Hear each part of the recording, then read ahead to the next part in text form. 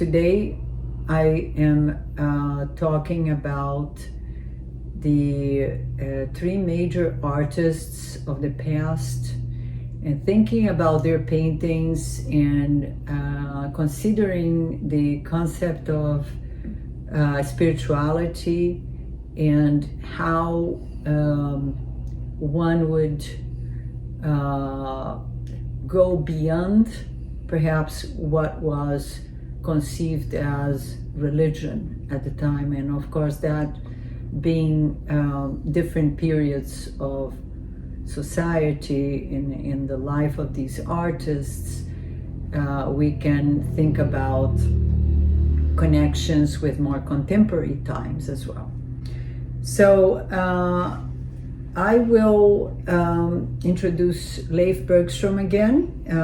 He is here to do some of the questions and perhaps make a comment about any of the artworks as well.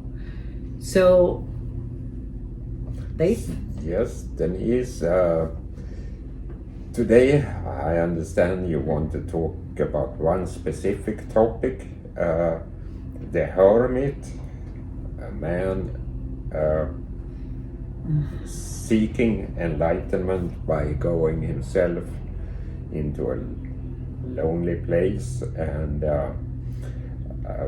finding some of the answers of life in his own mind. Okay, thank you. So, well,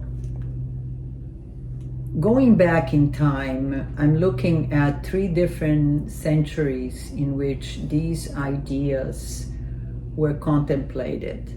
Of course, the first one that comes to mind is Hieronymus Bosch's Temptation of St. Anthony in the late 1500s.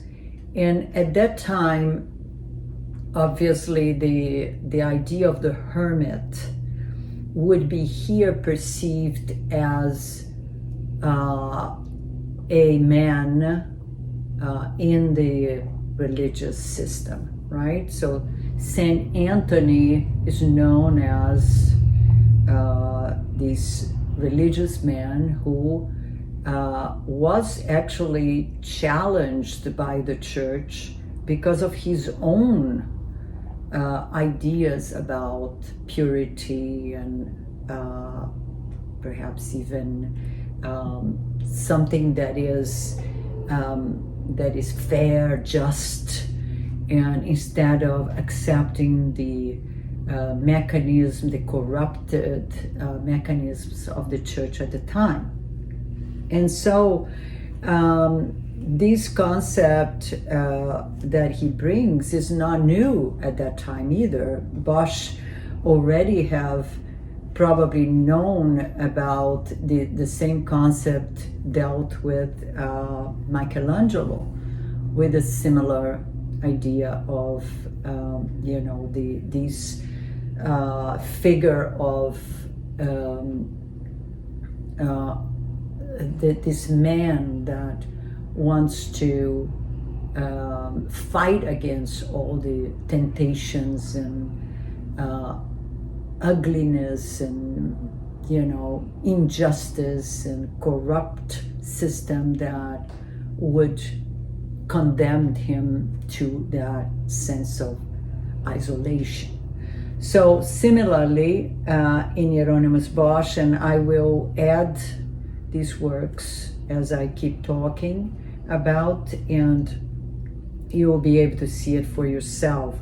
So in Hieronymus Bosch, there is a lot of very almost like inhuman connections with humanity. You can see figures that are not apparently normal humans, but monsters perhaps even. So all of these forms of representation, they are there to elucidate this Saint Anthony, or man in search of sanctity, in search of reaching a higher place of his own religious belief that would give him enlightenment. And clearly he can see, he can feel the dense energies around him, and you can see that in the painting also, with the colors, with the fact that it shows also a man trying to survive, being pushed out of the church and to perhaps follow some kind of long search for himself, right? Because he cannot be accepted within the patterns and the rules of the church, so he has to find his own enlightenment. And as he is plagued by all these other things just to survive. So this is one of the works. And then the second painting that I mentioned, I was thinking of that one of the Renaissance of Buonarroti, of Michelangelo Buonarroti, which is of the same topic, but it is so incredibly fantastic that it is interesting to see how influential Michelangelo's ideas were in the, let's say, late 1400s, High Renaissance, to the later part of the Renaissance during the time of Bosch in the Low Countries, right? So besides that, another artist that I was thinking was also Salvador Dali, because Salvador Dali, during the Surrealism, he also created the same topic, the Temptation of Saint Anthony, and in which it is the same kind of ideas of being plagued by thoughts of sexuality, thoughts of perversity, thoughts of demonic, demonic assaults, and many other ideas there, but it's done in a very different style, which is surrealist, but also showing how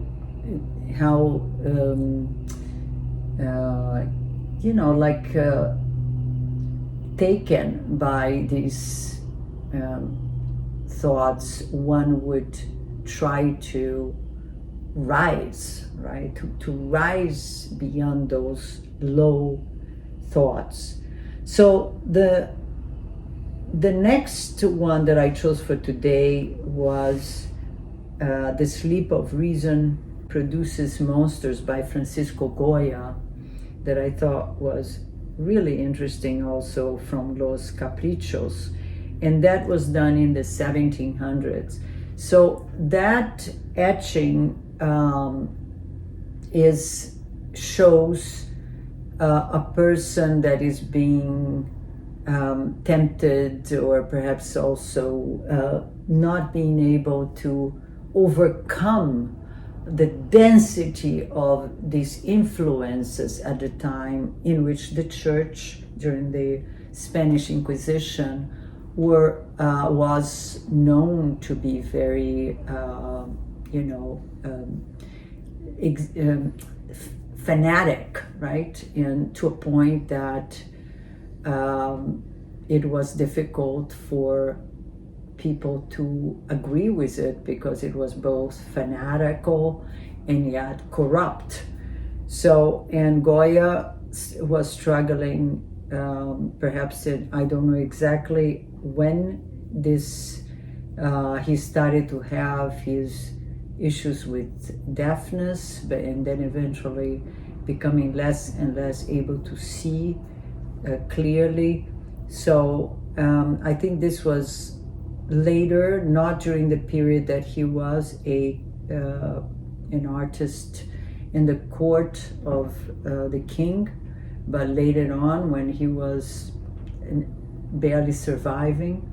And you can see that his struggle is also with his own body, with the inability to feel a part of the world. So there are many aspects there that seem to be very different from Hieronymus Bosch's concept of Saint Anthony, right?